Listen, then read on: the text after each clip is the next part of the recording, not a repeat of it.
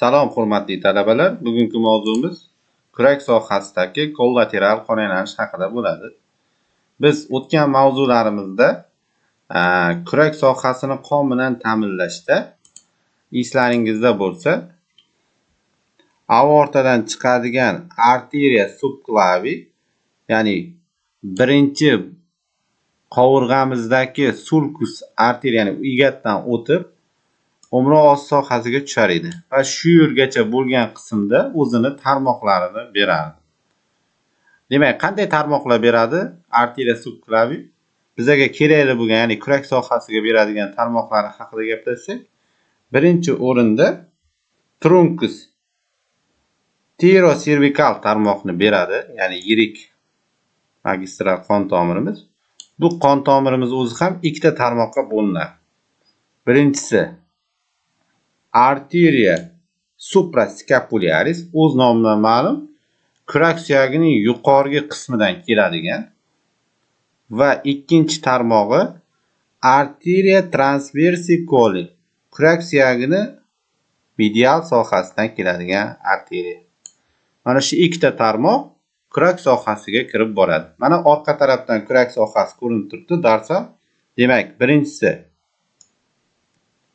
yani ikkita tarmog'imizdan birinchisi arteriya supraskapulyar tarmoq yuqori tarafdan kelib kurak qirrasini, ya'ni eslaringizda bo'lsa, suyaklar mavzusida spina scapulada, ya'ni kurak qirrasidan kirib fossa supraspinatus, ya'ni yuqorgi chuqurchadan o'tadi va kurakning lateral tomonidan aylanib o'tadi va qirra osti o'rindiq chuqurchasiga, ya'ni fossa infraspinatusga kirib keladi. Demak, bu yerda boshqa qon tomirlari bilan anastomoz hosil qilishni kutib turadi. Xuddi shunaqa holatda arteriya transversicoli yuqoridan kurak sohasining medial sohadan keladida, shu atrofdagi qon tomirlar bilan anastomozlar hosil qiladi. Keyingi qon tomirimiz, esingizda bo'lsa, arteriya subklaviy, ya'ni arteriya subklaviyning umri osti sohasidan o'tgandan keyin arteriya axillarisga aylanar edi. Arteriya axillaris musculus teres majordan o'tgandan keyin arteriya brachialis hosil qiladi. Qo'ltiq osti chuqurchaning oldingi devorida 3 ta uchburchak bor edi. Mana shu uchburchaklarning eng ostki uchburchagida arteriya axillaris o'zini tarmoqlarini berar edi. Bu tarmog'imiz arteriya subskapulyar tarmoq, ya'ni qo'ltiq osti sohasidan chiqadigan arteriya subskapulyar tarmog'i bo'ladi. Arteriya subskapulyar tarmog'idan ikkita tarmoq chiqadi, ramuz shoxlar. Birinchisi kurakni orqa sohasiga o'tib ketadigan arteriya circumflexius scapula. Mana bu yerda qo'lda rasmini qo'yganman. Bu yerda 3 tomonli va 4 tomonli teshiklarimiz bo'lardi. Mana shu arteriya circumflexius scapula mana bu 3 tomonli teshikdan kirib keladi kurak sohasiga. Yoki mana bu sohadan to'g'ri kelaman. Va bu yerdan boshqa qon tomirlari bilan anastomozlar hosil qiladi. Demak, kurak sohasini to'r kabi mana shu qon tomirlar o'raydi. Mana shu qon aylanish kollateral qon aylanish deyiladi. Kollateral qon aylanish klinik anatomiyada yoki topografik anatomiyada, xirurgiyada qanday ahamiyatga ega? Agar arteriya subklaviy yoki arteriya axillaris shikastlanganda, biz operatsiya jarayonida arteriya subklaviyni yoki axillarisni qisganimizda operatsiya vaqtida qo'shimcha o'sha kurak sohasini qon bilan ta'minlash uchun aylanma yo'llar orqali boshqa qon tomirlaridan qon olib kelinishi kollateral qon aylanish deyiladi. Yoki oddiyroq tilda aytsak, katta trassada mashinalar ketyapti, yo'lda avariya bo'ldi. Avariya natijasida probka paydo bo'ladi, ya'ni tiqilinch. Bu vaqtda taksilar yoki haydovchilar aylanma yo'llar orqali o'zini yo'lini davom ettiradi. Bu ham xuddi kollateral qonlanish ham shunga misol bo'ladi. Agar organizmda bir sohada shikastlanish bo'lsa qon tomirlar, aylanma yo'llar orqali boshqa qon tomirlar orqali qon, ozuqa va kislorod olib kelinishi, ya'ni organizmning kompensatsiya holatiga o'tishi kollateral qonlanish deyiladi. Demak, kurak sohasini kollateral qonlanish doirasini hosil qiladigan qon tomirlarni yana bir marta sanab o'tamiz. Birinchisi arteria suprascapularis, ikkinchisi arteria circumflexia scapula va arteria transversicoli. Endi buni 3D formatda ko'rsak, mana bu yerda ko'rib turibsizki, bu arteria suprascapularis. Mana yuqoridan kelib, kurakning yuqoriga chuqurligi, ya'ni qirrosti chuquridan o'tayapti lateral tomonda va qirrosti chuqurchaga kirib boryapti. Bu tarafdan esa arteria dorsalis scapula yoki arteria transversicolining shoxi kurak sohasini medial sohadan aylanib kelyapti. Va xuddi shu holatda arteria circumflexia scapula esa kurak sohasida, ya'ni 3 tomonlama teshik orqali kirib, arteria axillarisdan tarmoq berib, kurak sohasiga kirib kelyapti. Va bu sohada mana ko'rib turibsizlar, tur hosil qilyapti yoki kollateral qonlanish, anastomozlar hosil qilyapti. Mavzumizni sizga tushunarli bo'lsa, albatta videoni oxirigacha ko'ring. Videomiz, kontentlarimiz davom etishini xohlasangiz, kanalimiz rivoji uchun albatta fikringizni va like tugmachasini bosib qo'ying. Sog' bo'ling, salomat bo'ling. Salom do'stlar, bugungi mavzumiz oldingi o'tilgan mavzuning davomi arteria brachialis haqida bo'ladi.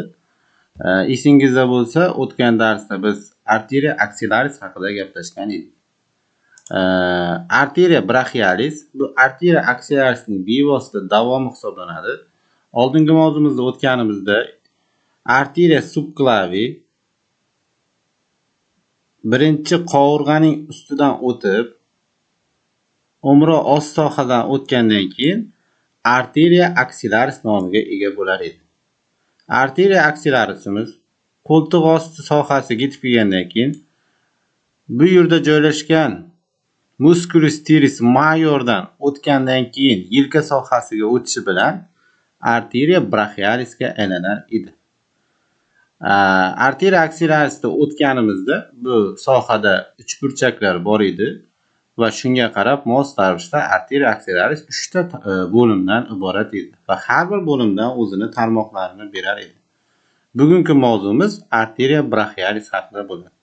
Arteria brachialis yelka suyagidan boshlangandan keyin bu yerdagi mushaklar orasidagi egat sulcus bicipits medialisdan, ya'ni mushaklar orasidagi egatdan pastga, ya'ni yelka suyagining distal sohasiga qarab yo'nalib boradi va yelka suyagining epikondyluslaridan o'tib tirsak chuqurchasiga yetib keladi, ya'ni fossa cubiti. Tirsak chuqurchasidan o'tgandan keyin bilak suyagining bo'ynida yaqinlashib ikkita tarmoqni beradi. Birinchi tarmog'i arteria radialis, ikkinchi tarmog'i esa arteria ulnaris tarmog'ini beradi. Endi arteria brachialisni qanday tarmoqlari bor? Bu sohada juda ko'p ramiz shoxchalar beradi. Biz kichik shoxchalar haqida gaplashmasdan yirik tarmoqlar haqida gaplashamiz. Arteria brachialisning yuqori tomonidan yelka suyagini aylanib o'tuvchi arteria profundi brachialis tarmog'i chiqadi. Bu yelka suyagining orqa qismidagi canalis nervus radialis, ya'ni kanalning ichidan nervus radialis bilan birga o'tadi. Ya'ni uch boshli mushagimiz hosil qilgan kanalning ichidan o'tib boradi va u ham yelka suyagining pastki distal qismiga, ya'ni radial suyakka yetib borgandan keyin ikkita tarmoqni beradi. Bittasi arteria collateralis radi va ikkinchi tarmog'i arteria collateralis media. Bu pastdan keluvchi qon tomirlar bilan anastomozlar hosil qiladi va kollateral qon aylanishini hosil qilib beradi. Arteria brachialisning keyingi tarmoqlaridan biri arteria nutrisic. Bu yelka suyagini oziqlantiruvchi qon tomir hisoblanadi. Undan tashqari arteria brachialisdan ramus deltoideus shoxi chiqadi. Bu shox shu nomdagi mushak musculus deltoideusni oziqlantiruvchi qon tomir hisoblanadi. Undan tashqari yelka suyagining medial sohasidan yuqoridan arteria collateral ulnaris superior, ya'ni yuqorgi tirsak kollateral qon tomiri pastga qarab tarmoq beradi. Bu epicondylus medialisgacha davom etadi. Va mana shu arteria brachialisning pastki tarmog'idan ham xuddi shu nomdagi arteria collateralis radialis inferior pastki kollateral tarmog'ini beradi. Bular pastga borib arteria ulnarisga borib anastomoz hosil qiladi va tirsak sohasida kollateral tur hosil qiladi. Va bu sohalarda ham juda kichik ramus shoxlar mushaklarga beriladi va shu sohadagi mushaklarni qon bilan ta'minlaydi. Demak, topografik jihatdan bilishimiz kerak bo'lgan narsa arteria brachialis taxminiy proyeksiyasi bo'yicha qayerdan o'tganligini. Demak, proyeksiya bo'yicha ikki boshli mushaklarning orasida, ya'ni uch boshli va ikki boshli mushaklar orasidagi sulcus ega sulcus bicipitis medialis sohadan o'tib keldi va yelka suyagini epicondylus sohasidan ichkariga kirib fossa cubita, ya'ni tirsak chuqurchasidan yoki taxminiy bilak suyagining bo'yin qismiga kelib ikkita tarmoqni berdi. Bu mushaklar orasida chizilgan chizma. Endi xuddi shu chizmamizni biz atlasda, ya'ni 3D formatda ko'ramiz. Mana bu yerda arteria brachialis ko'rinib turibdi. Mana biz boya gaplashgandik, uni qanday tarmoqlarini. Mana orqa tarafdan esingizda bo'lsa, arteria profundi brachialis mana ya'ni chuqur arteriya o'tib kelyapti. Canalis nervis radialis, ya'ni yelka suyagining orqa tarafidan. Va u pastga tushgandan keyin ikkita tarmoq beryapti.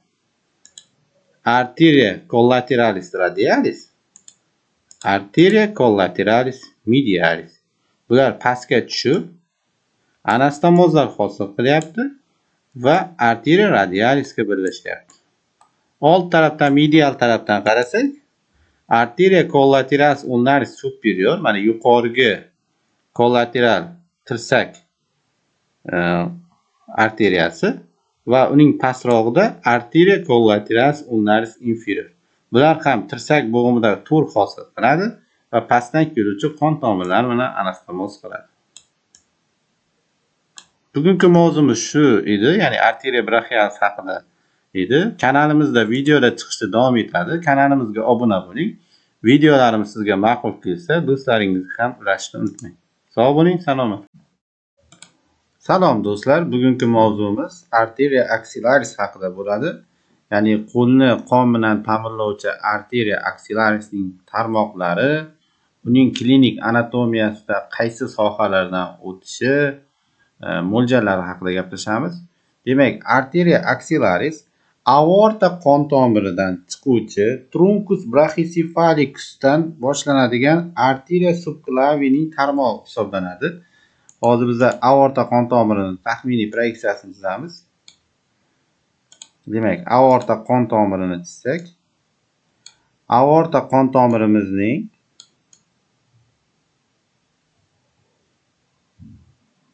yuqoriga qarab ketgan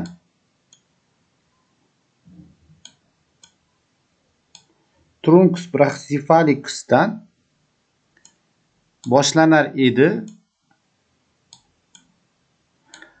arteria subclavi, ya'ni aorta qon tomirimizdan truncus brachycephalicus tarmoqi chiqyapti va u birinchi qovurg'adan va klavikuladan o'tguncha bo'lgan chegarada arteriya subklavini hosil qilyapti.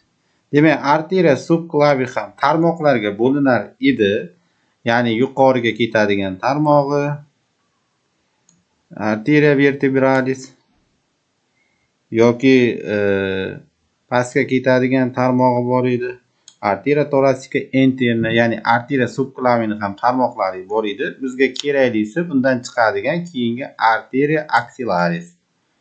Demak, arteriya axillaris arteriya subklavining davomi hisoblanadi. U asosan 3 ta bo'limga bo'linadi. Chunki biza ko'krak sohasini, ya'ni o'mroq osti sohasini o'tganimizda regio inferior clavicularis sohasida, ya'ni qo'ltiq osti chuqurchasining oldingi qismida 3 ta burchak bor edi.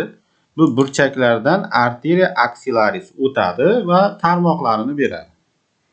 Birinchi burchagimiz yuqori tarafdan o'mroq ko'krak uchburchagi hisoblanadi. Bu chegarasi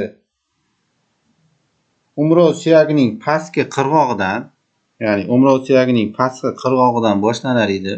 Taxminan shu proyeksiyada chizsak,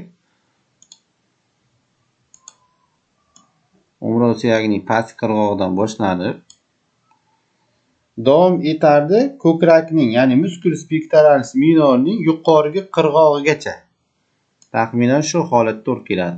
Asos qismi kengaygan bo'ladi. Bu qismi to'sh suyagining medial qirg'og'igacha davom etadi. Demak, bu birinchi uchburchagimiz hisoblanadi. Ikkinchi uchburchagimiz ko'krak uchburchagi trigonium pectoralis hisoblanadi. Bu kichik ko'krak muskulining turgan o'rnidan davom etadi. Uning yuqorigi qirg'og'idan pastki qirg'og'igacha. Xo'p, buni taxminan proyeksiyasini chizsak, musculus pectoralis minorning o'rta qismiga to'g'ri keladi. Mana bu qismiga taxminan. Va keyingi burchagimiz, uchburchagimiz ko'krak osti uchburchagi trigonium subpectoralis hisoblanadi. U kichik ko'krak muskulining pastki qirg'og'idan, ya'ni musculus pectoralis minorning pastki qirg'og'idan boshlanadi. Katta ko'krak muskulining yuqorgi qirg'og'igacha. Taxminan proyeksiyasini chizsak, shu sohaga to'g'ri keladi. Demak, o'mroq osti sohani 3 ta uchburchakka bo'ldik. Mana shu uchburchaklar orqali arteriya axillaris o'tadi va o'z tarmoqlarini beradi. Demak, arteriya axillaris o'mroq ustidan o'tgandan keyin arteriya axillaris nomini oladi va mana shu uchburchaklar orasidan o'tadi va har bir o'tishiga qarab 3 ta bo'limga bo'linadi. Ya'ni arteriya axillarisimiz 3 ta bo'lim hosil qiladi. Har bir uchburchakning ichidan tarmoq bo'ladi. Uning birinchi tarmog'i, demak, yuqorgi birinchi bo'limi, ya'ni trigonium clavipectoralis sohasiga to'g'ri keladi. Bu yerdan 2 ta tarmoq hosil qiladi. Birinchi tarmog'i arteriya torasika superior tarmog'i. Bu musculus pectoralis major minorga qon ta'minotini olib boradi. Va keyingi tarmog'i arteriya thoracoacromialis. Taxminan mana shu proyeksiyada. Buning o'zi, arteriya thoracoacromialis o'zi ham 4 ta ramuslarga, shoxga bo'linadi. Demak, 1 2 va 3-chi 3 ta shoxga bo'linadi. Bu shoxlarning nomlari bor. Birinchisi mana bu pastga qarab ketgan shoxi, mana bu shoxi.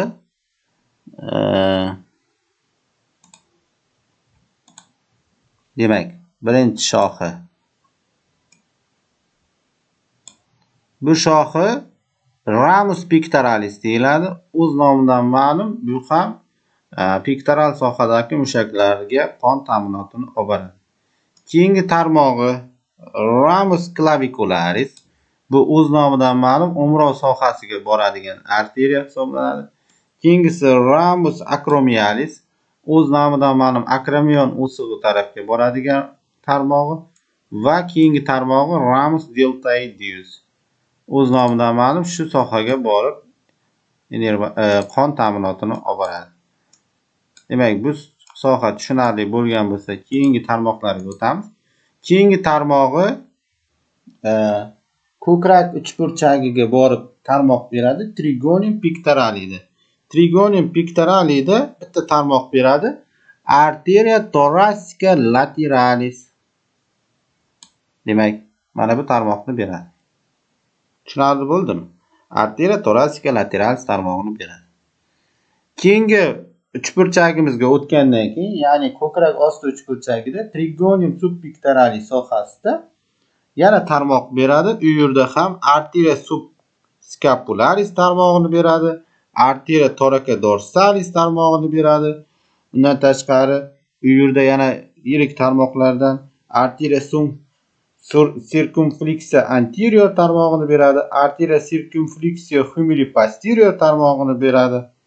Mana shu tarmoqlarni beradi. Demak, birinchi tarmog'i Arteria circumflexa anterior tarmog'i va Arteria circumflexa posterior tarmog'i. Bu yelka suyagini aylanib o'tib, oldingi va orqa tomonidan anastomozlar hosil qiladi. Ya'ni bular bir-biriga borib bog'lanadi. Bu pastki ko'krak uchburchagiga to'g'ri keladi. Keyingi tarmog'i Arteria subscapularis tarmog'i. Mana bu sohadan to'g'ri keladi. Mana Arteria subscapularis tarmog'i u ham shoxobchalarga bo'linadi.